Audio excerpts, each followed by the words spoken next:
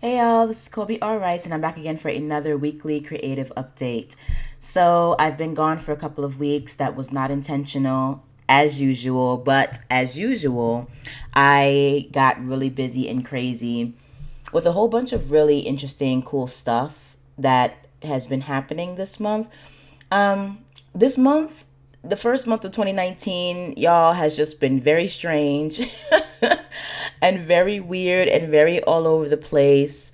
Um, Again, a lot of turbulence, but the plane still got to, a certain cruising altitude. I'm not sure if I'm there quite yet at my cruising altitude, but I'm getting there.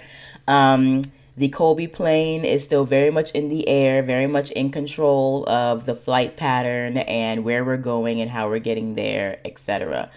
Um, it's just been a really crazy month. In any case, let's move on to happier things. Welcome to episode number 93 of the epic fantastical journey of a black female sci-fi writer. I am Kobe R. Rice. As you guys know, novelist, filmmaker, screenwriter, game designer, narrative designer, dramaturg, I guess now, etc., etc., etc. CEO. I don't even want to call myself like a real CEO, but like a burgeoning CEO of a burgeoning media empire called Rebel Ragdoll. And I am back to give you guys my creative achievements and milestones. So let's see. Not that I'm gonna run all of this off of the top of my head, obviously, but I'm just trying to like get reoriented to where my last podcast left off. So I have not posted for you guys in literally 17 days. Today is Thursday at the top of the morning, 7 a.m., January 31st. So I have a lot to update you guys on. This month has been, like I said, really weird and challenging and difficult, but also very, very productive and successful. One of the biggest successes, I'll start off with this, is that The Lock-In, the third book of my Books of Ezekiel series, is out today. There was a pre-order happening for the past 4 days or so, and now the book is officially released. My ARC team has really gone just in and are amazing, and I love them. And they are leaving rave reviews. I did get one review that was not so favorable, which is fine. I told you guys to leave honest reviews, and you did, and I'm so happy. So I just want to give all of my ARC team right now. I'm just going to go through really quickly. If you guys are listening to this podcast, I just wanted to give you guys a quick shout out, as you guys have been so amazing. Lana, like, you're one of my biggest supporters and I adore you. Jasmine, love you. Thank you so much for everything. Kat, K-A-T, Kat. Liza, I'm going to send you your copy ASAP. Okay, I'm getting these messages. I just haven't had time to, respond because you guys have been inundating me in a good way.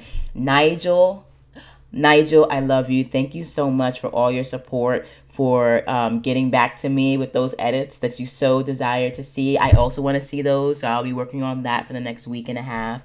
Ben, love you to pieces. You guys are like amazing. Tumblr, love you. Laura Lee, Leslie, Jen, Stephen, Barbara, James, the other Leslie, and Trish. Thank you guys so much. Also, Ella. I'm trying to think of any others that I might be forgetting. But these are the ones who have reached out to me. I also have my Goodreads folks. And let me just pull it up because, you guys deserve the time and you guys deserve the shout outs, you know. So I just want to shout out the people who have been really leaving some awesome, amazing reviews on Goodreads for The Lock-In, if I can get to that. Of course, my phone is going to act like a hot mess right now, right? Okay, let's see. The Lock-In. I should have been more prepared, but I wasn't. I am so sorry. Okay. So other people, I think I shouted you out, Barbara. I can't remember because my memory is shot. I don't sleep as much as I should. But hi, Barbara. Thank you so much for your review as well. Patty, thank you. Injure or Inger, I'm not really sure how to pronounce your name, boo, but you've also been hanging in there, like just chilling, like doing your thing, waiting for this book to come out. Thank you so much. Brian, Frank, I shouted out Ella, Anne Marie, thank you so much. Let's see. Susan, Linda. I know there are more of you than that. I believe Amy also. Thank you so much. I believe it was you, Amy, who said you've been waiting for this book for the past 2 years. And I just want to thank you and all of you for being so patient with me. I, like many other writers, have definitely experienced the imposter syndrome. I know that I have good writing craft, but I am always the person who wants to improve more and more and more. And when I read other authors and I see how amazing they are, it just gives me inspiration. But at the same time, it makes me feel a little bit fearful, because I'm like, man, can I live up to the quality of these other authors? They're so gangster. One in particular whom I really admire. You guys know I'm a huge fan of S.T. Perry. I love the way that she has manifested the Resident Evil novels, which are the novelization forms of the actual video games. And so her writing style is amazing, but I also just started diving into Nicholas Sansbury Smith's work. I've been wanting to read his work for a long time because his concept for his series Helldivers just sounds amazing. But he is an incredible wordsmith, and I would love to get on that level one day of just like literally having such rich description. And I think I am there in my own way, but I want to keep improving. So you guys give me all the inspiration to keep improving. You also have inspired me to really bump the books of Ezekiel up to the top of my priority list. The fans that I have for that series are raving, ravenous fans, and it's not fair for you guys to be waiting, years for a book. If I were traditionally published, that'd be a different story, but I'm not. I'm independently published. So there's no reason why I can't churn these books out for you a lot faster. And that is going to be one of my primary goals this year. So thank you so much for your patience, and thank you so much for inspiring me. And for those of you who have not delved into the lock-in, check it out. Go grab it on pre-order. Or excuse me, not pre-order. It's out today. No pre-order necessary. And you'll get it immediately, either on Amazon, Nook Press, which is barnesandnoble.com, iBooks, Gplay, and a whole bunch of other stores. So I have the universal link down in the comments in the description box below. Go check it out. I'm actually really proud of this book. It moves at a really quick clip, and it's just action, action, action, emotion, emotion, emotion. So if you're looking for an intense ride, definitely check it out. And the next book will be no different. We might give people a little bit more time to breathe in the next book, but I like action. I like things that move. So that is the number one big news. Number 2, 3, 4, 5, 6, 7, all the way to like 20. Okay. What have I been doing for the past 2 weeks? Oh, that is not my thing. Okay, so in addition to releasing and launching the lock-in, which was a lot of work and is a lot of work, I also have been working on plotting and world building. And if you guys saw my production schedule for the first 6 months of this year, you would literally jump off a building with me because it is just downright insane, okay? I am working currently on the first episode, meaning the first novella of the Surrogate series. It's a survival horror, dystopian / apocalyptic series that actually is really close to my heart and manifests in a sci-fi way a lot of very real issues that I've dealt with personally, that I know other people in the world have dealt with personally, but also doesn't lose that fast survival horror, just thrilling pace. And so I'm really excited about that. Episode 1 of the Surrogate series is going to be the story that is available as a part of the second volume of the 2054 box set. As you guys know, hit the mic there. As you guys know, I released The Camille about 6 months ago within the first volume of the 2054 series, and The Camille is the first episode of a cyberpunk, fempunk, noir series that I'm working on. And Surrogate will also follow the same kind of pattern, being that pilot episode of a 50 episode series. So excited about that. I do believe that our next 2054 volume 2, is going to be coming out now in April, not in March, which is such a relief because I have so much to work on between now and then. But I've been working on that for plotting and world building. Obviously, because I've been preparing to launch The Lock-In, my novel, I've been doing a lot of plotting and gritting on that. I also started plotting and gritting for the next book in the Books of Ezekiel series called Fraternity, which is great. I also, for plotting, I did 2 scene card plot breakdowns of actual TV pilots. And those TV pilots are Daredevil and Game of Thrones. The next one will probably be Scandal, because that's one of my favorite shows, even though it's over. And the reason why I did that is because, as you guys know, I'm working on my master's thesis, which is the TV adaptation version of Shakespeare's Roman history tetralogy. And I finally have made some very key decisions around that project, which I will get into in just a second. But as a part of the project itself, I'm delivering not only the TV Bible and world of that series, but I'm also charged with delivering an actual TV pilot script in actual screenplay form, or TV teleplay form. And I actually finished the cold open last week. I'll be finishing Act 1 this week, in order to kind of keep on pace with that project.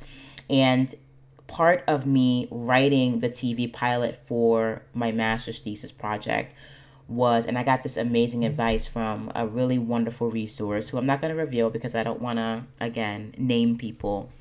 But this resource was incredible and basically said, not only read pilots, which is obvious, we should all be reading pilots if you're writing TV pilots, but a great piece of advice is find a really successful TV series that comes as close to the structure and the genre and the storytelling style of the series you want to create. Grab the pilot of that series, do a scene card breakdown of that pilot, basically, breaking it down scene by scene, organizing the scenes into 4 or 5 acts, however many acts there are, really looking at each scene and what's happening and understand what each scene is doing, and then build your pilot on that exact structure.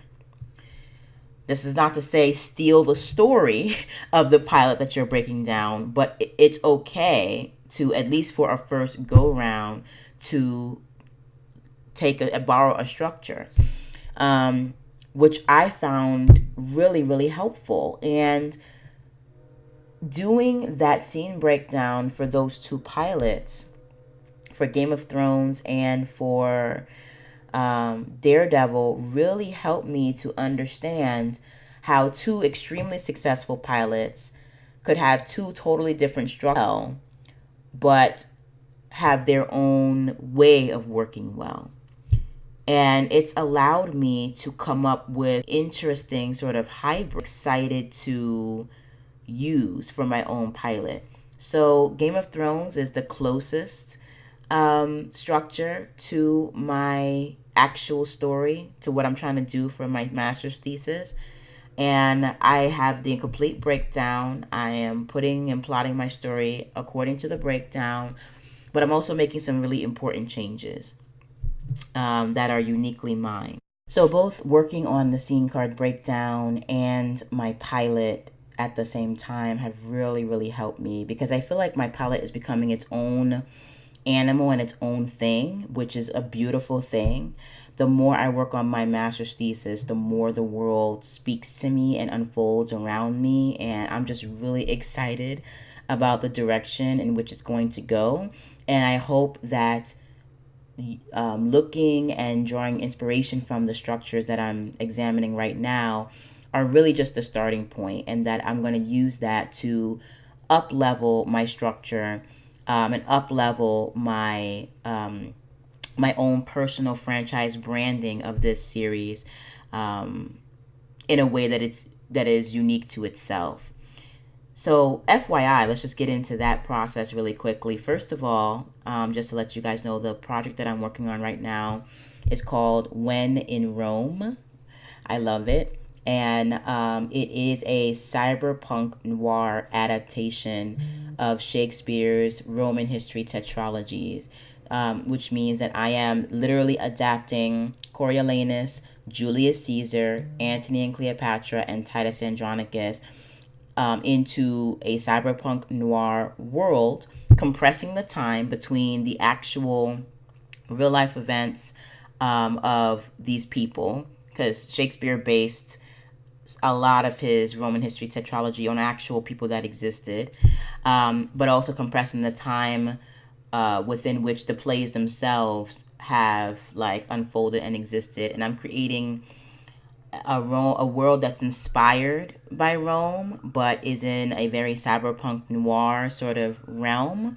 And I'm adding my own little, touches to it. Actually, they're not really that little of touches. Some of you might be kind of pissed off with the changes that I'm making, but so goes the road to adaptation, right? I'm allowed to do whatever I want.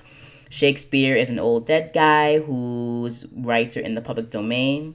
So I'm going to roll with that, and it's going to be on point. I am so excited in just the world building of Rome, which is spelled R-long-O-H-M, by the way.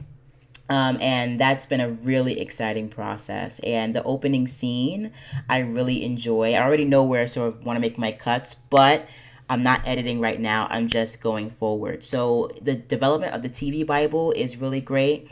And exciting and fun, and then the development of the script is coming along really well. So the master's thesis is actually coming along at a pretty steady clip. I'm not gonna lie though, I am a little nervous about the time crunch. I know I can get the pilot done, but I do want to make sure that I am doing the TV Bible and the dramaturgical protocol in a way that is comprehensive and fully developed and fully formed. And once I hand all of this in like the first or second week of March, I forget what the due date is, it really is only finished in a rough draft, first phase sort of way, to be honest with you. The next iteration will probably come or start again in June after I've graduated, because I have to do this project and hand it in and pass my actual thesis defense. But then I also have to finish writing Surrogate and then work on the next volume of stories for the next volume of 2054, and then also finish my co-written project, which I will talk about in just a second because I've been working on that as well. So there's a lot going on. But When in Rome is the project that is currently on my slate right now as I finish up the things that I need to do with the lock-in. When in Rome is going to get my full and total attention, and I am so excited about that. Did it all, I'm just going down a list of things that I've done, so just bear with me. Obviously did a lot of editing of the lock-in. I still have more to do. Still going to be doing that for like the next week or so, and then I'll put that away and move on. I talked to you guys about When in Rome. I also did a series of batch vlog episodes for my anonymous single mom support vlog, which I believe at this point is going to be a very slow burn and slow growing thing. But the more I work on that, the more I realize that my voice in this part of the YouTube universe is absolutely positively necessary, and I'm going to keep growing the channel. And as a matter of fact, tomorrow on that channel, there's going to be a kickoff of the 2019 Level Up and Glow Up series for single mothers, and I'm really excited about the different vlogs that are going to be coming out this coming month in February. So again, can't really reveal the name of the vlog. You might be able to figure out what it is, but until I feel established and safe from all the doxers and psycho people that are online trying to just like hate on Black single mothers, again, I will continue to remain not anonymous on that vlog. But it's nothing but positivity, and also responding in a strong, resilient way to the negativity that's put out there about single mothers. So there's a little sass in there, but mostly it's inspirational. General marketing. Basically, most of the marketing I did for this month and the past 2 weeks have been couched in preparing the lock-in for launch, which includes formatting the actual ARC version of the book in vellum. I love vellum. Formatting for me still takes time because I'm very particular and I'm very meticulous. I like my books to look pretty. I like them to look on point, and I like them to be consistent. So, that takes time. I also had to do like a lot of setup for the actual delivery of the ARC file to my ARC team.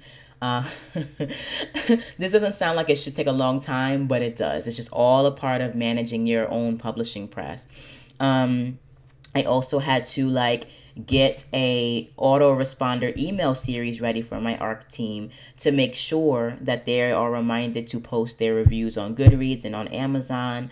I think at some point when I make more time for the Bohemian Badass, which I am doing more and more every day, I'm going to do a book launch series just to give you guys an inside look as to how I launch my books. The lock-in launch is actually a very minuscule launch. I did not set up newsletter swaps for this particular launch.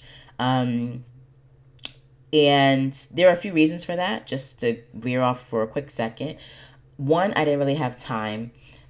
Two, I'm trying to save a lot of my newsletter swap space for the bigger push that I'm going to be doing in July for the USA Today best-selling box set, which is called Souls and Shadows. I can finally tell you guys what the title is because we're now advertising it.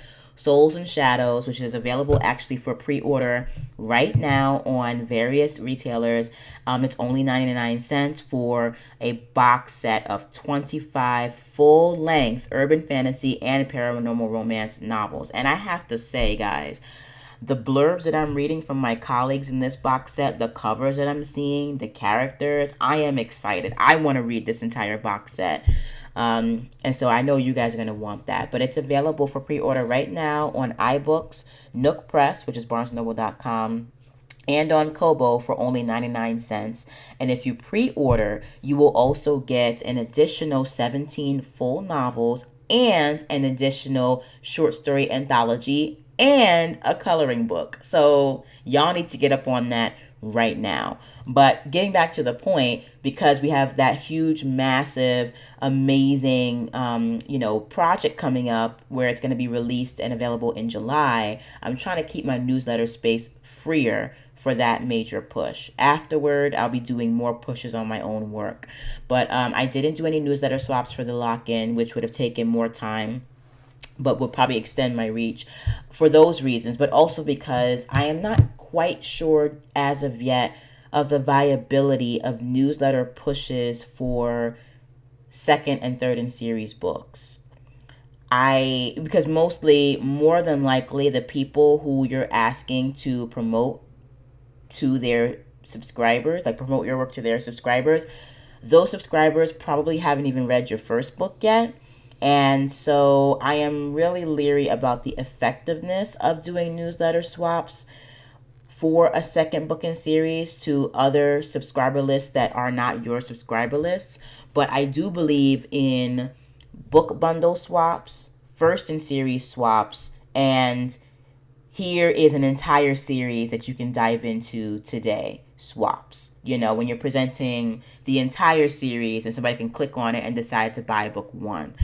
But in terms of advertising books 2, 3, 4, 5, I'm not really sure if that's really effective. So I am going to try to save my newsletter swap space for that free first in series novel, which is The Given. and also for when I have put my novels into book bundles wherein I'm offering a special deal. So that's basically why I didn't do the newsletter swaps. But it was still a lot of work doing everything else. Let's see. I also found like almost 2,000 new subscribers just sort of lurking on my Prolific Works account. And I'm like, why haven't they been subscribed? So I introduced them to my newsletter list. And a lot of them seem pretty excited to be on it. And that's one thing that I have learned about GDPR, which is GDPR is the new law that's relatively new. It happened last year, but it's the law that's in place to protect users' data, which I think is super important and super necessary. However, for some companies, they have overcorrected on the GDPR thing and now don't want to require opt-ins and in exchange for like your free whatever you're offering. And I understand that, but I don't really believe in free lunches, right? Like within certain degrees. Like if I worked really hard on my novels and I'm giving one of them away for free in perpetuity. And if the payment is me having your email address so I can, for one, send you the novel, but two, offer you other books in the series. And I'm making you aware that you are signing up to my mailing list in exchange for this free novel. To me, that's very ethical. I don't need to take a further step back and say, well, I'm not even going to require that you opt in. You can just have this for free and then walk away into the ether and I never see you again. I think GDPR is supposed to be about full disclosure and respect and not spamming, but it doesn't mean that I'm not going to require people to opt into my mailing list in order to get something for free that I put hours and hundreds of hours and hundreds of dollars into as an actual intellectual property and product. And then from there, the person can decide to stay on the list or unsubscribe, and that's fine. But just an FYI for those of you who are using, book, not distributors, but like book subscriber sites like InstaFreebie, now known as Prolific Works, BookFunnel, or any other site where your work is available for free in exchange for an email address. I do want to encourage you guys to really be bold in saying, I have no problem giving you this free novel, but I would like you to opt in.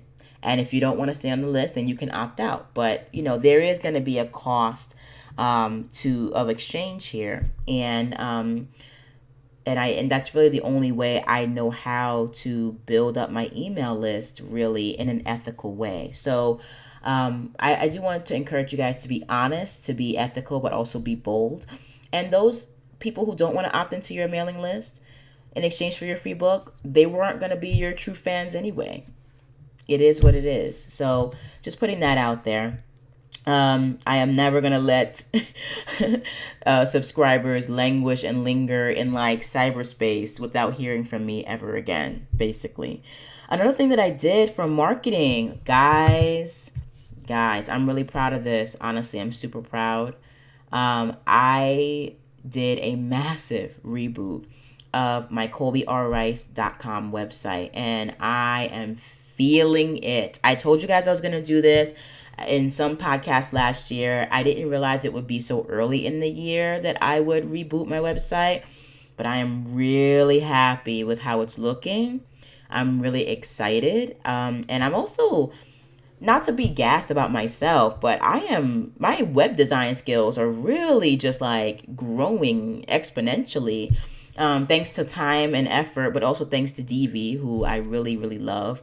I love that that provider. If you guys are looking for an easy way to sort of manage or to develop really classy, sexy websites, check out Divi.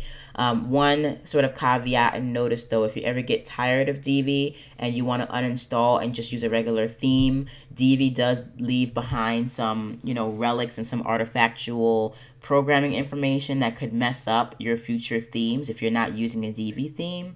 So just be aware of that. But I actually really love Divi. I don't see myself moving on from Divi. If I kept the same site that I have for the rest of my life and the rest of my career, I'd be really happy. And Divi is always growing and evolving and adding templates and adding new features. So I'm really happy with the service. I love it.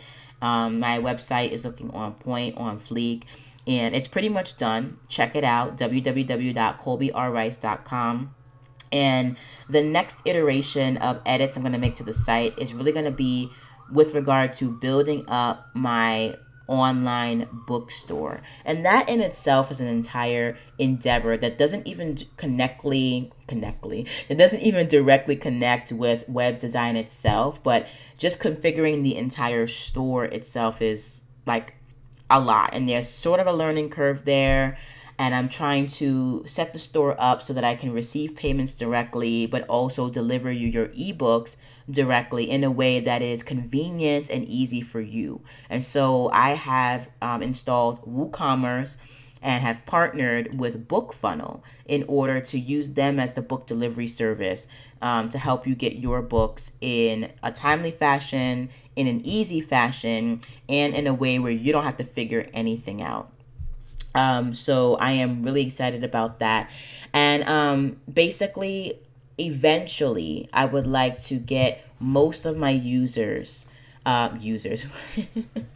use me up, like Bill Withers. Most of my subscribers, I would like to be directing you guys to my actual bookstore to buy the books directly from me. Not hating on Amazon. I realize that you love Amazon. I love Amazon. I use Amazon. And if you prefer to get your books through Amazon or iBooks or Kobo or Nook Press, that is totally fine. That's great. But basically, I am a little bit leery, honestly, about the direction in which Amazon as a retailer is going. Great direction for consumers. I'm a consumer, it's great. But as also a business owner and as a provider to Amazon of intellectual property, there are things that are happening behind the scenes in the author world that are making it more and more difficult to get visible on Amazon and to basically make a profit on Amazon. And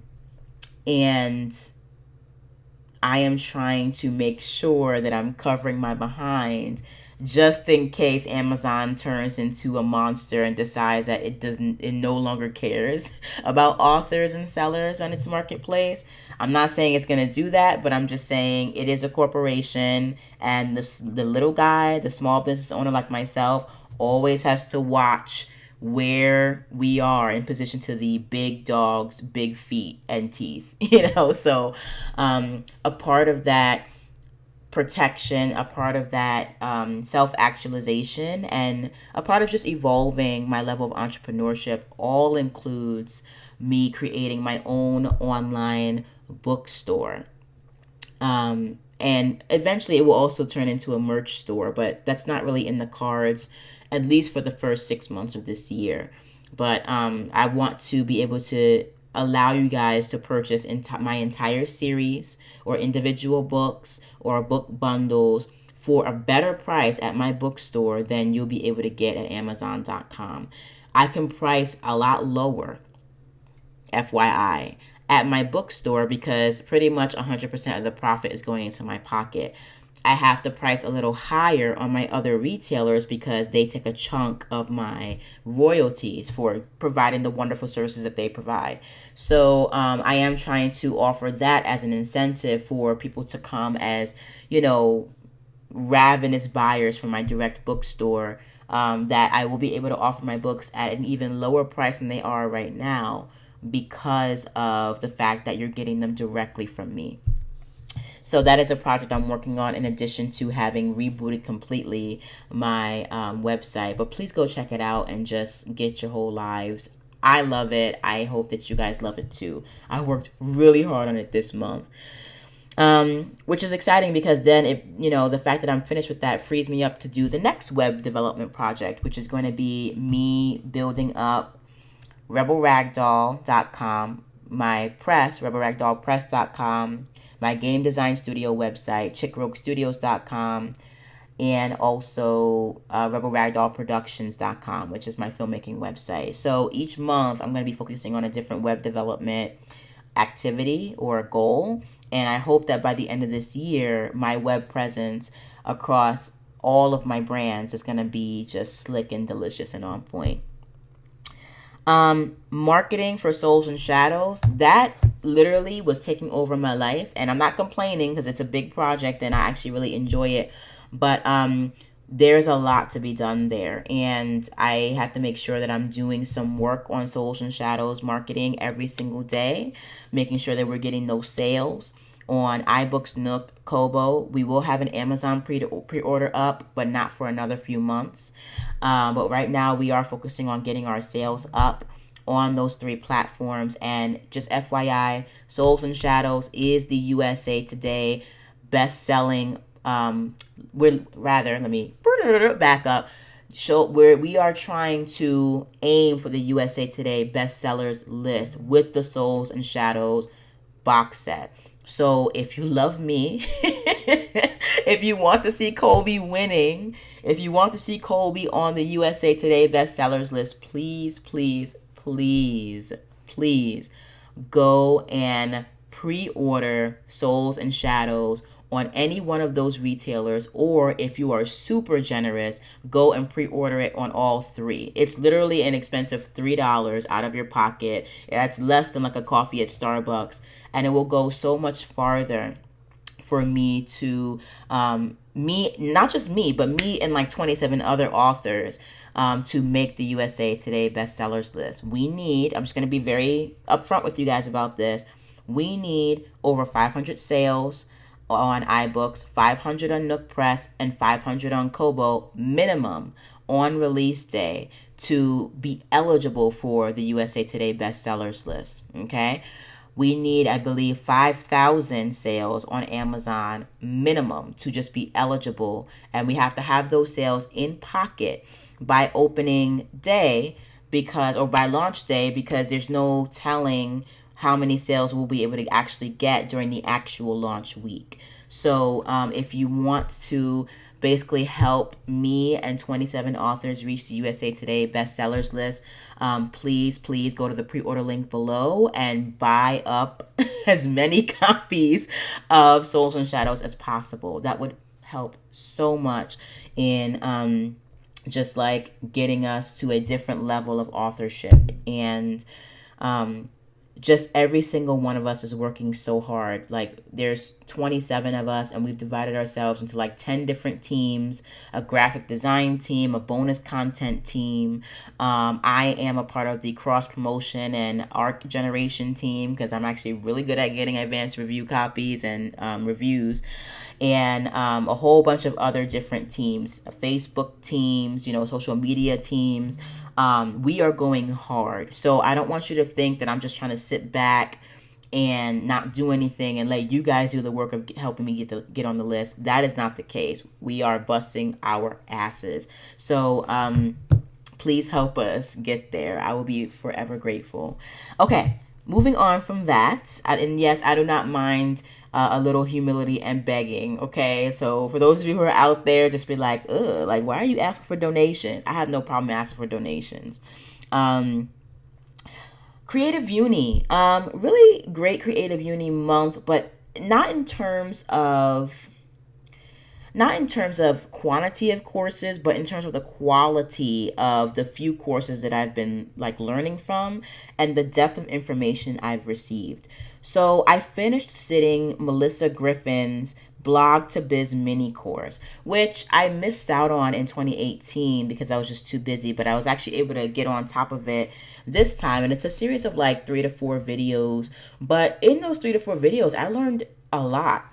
And surprisingly, even though I'm already enrolled in an amazing blogging entrepreneurship course by Regina at byregina.com, called Publish Your Thing. You guys know I love that course. Melissa Griffin's perspective was also really helpful and just added more to my repertoire and my knowledge. And I would have loved to invest in her bigger course, but I actually have just decided to pull back in terms of spending money on courses for now, because there are so many that I still have to get through. And unless there is a course that hits me in the face like, oh my God, I have to have this course now, whatever, I'm going to kind of chill on that and just work on getting through the other courses that I already have. And as you guys know, some of the courses on my docket for this year include Mark Dawson's self-publishing formula, Amazon ads for authors course, and also includes Regina. I'm not gonna butcher your last name, boo. I can't do it. I want to say it, but I'm gonna butcher it, and I don't want to. I don't want to butcher it. But buyregina.com's Publish Your Thing course I want to get through, and also a whole bunch of other like just creative courses that are not even business courses that I need to get through. So I just need to like kind of just chill and just work through the stuff that I have. But her Blog to Biz mini course is amazing, and her larger course is also amazing. Her Pinfinite Pinterest course that she has about generating traffic, like valuable, great traffic for your business through Pinterest, is incredible. And just by following a few of her tips, I haven't even fully rebooted my Pinterest page for the Bohemian Badass and Kobe R. Rice. I'm not even done rebooting them, but I have already seen my traffic shoot up on Pinterest. And the more I sort of get into that, and the more I, make sure the pathways from Pinterest to my websites are on point, the more I'll see traffic on my own websites as well. So I'm excited about that. I also really did a lot of listening because I didn't really have much time to delve in and actually do some action work on all the courses that I took. But I listened to Garrett Robinson's Writer Wednesday's vlog. Listen to a lot of the Film Courage filmmaking vlog on youtube.com. It's literally called Film Courage. Check it out. These are like literally 1 to 2 hour interviews / masterclasses, and I really love it. I continued listening to the Indie Film Hustle podcast, the Creative Pen podcast, and I also started to sit Jodie Foster's filmmaking class, and I already love it because I love strong, powerful women doing amazing things.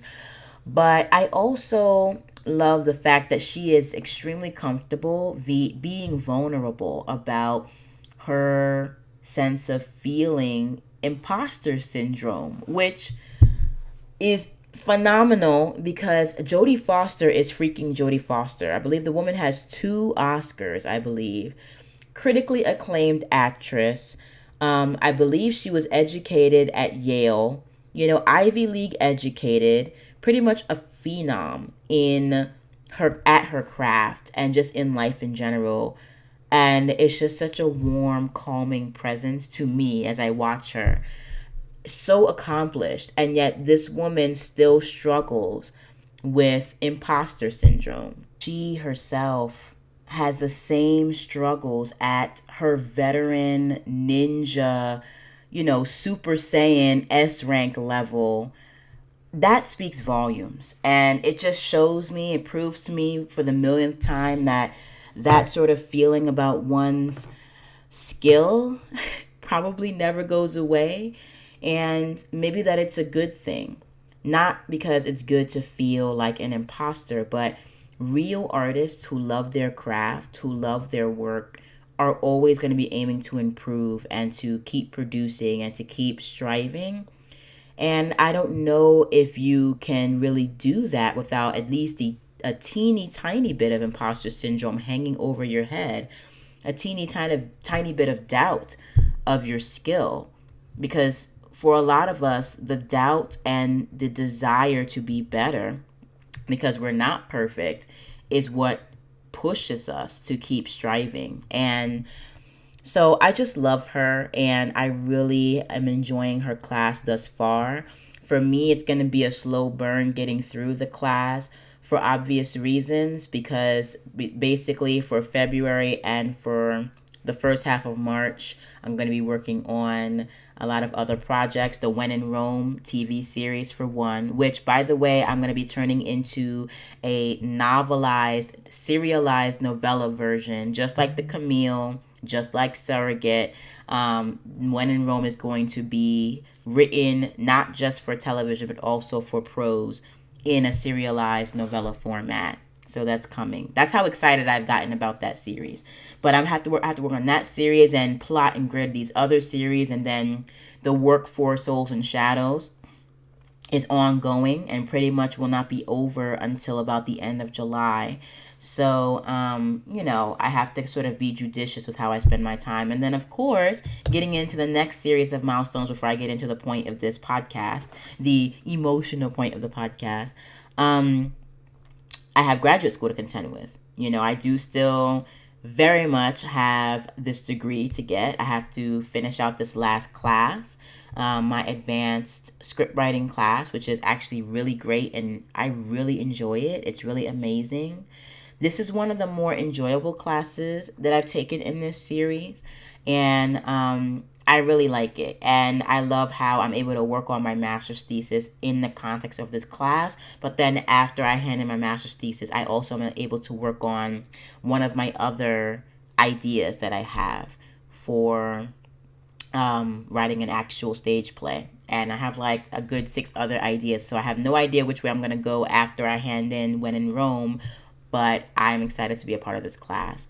On top of that, this class is giving me an opportunity to co-direct yet another staged reading, because at the end of each class, we have essentially a reading series where we select different excerpts of our works, and we cast actors for our excerpts, and then we present these excerpts in an actual reading, which is great. So that's another directing credit, which is amazing. And this professor is just amazing. And, we all have our things that we have to like push through, work on, and develop.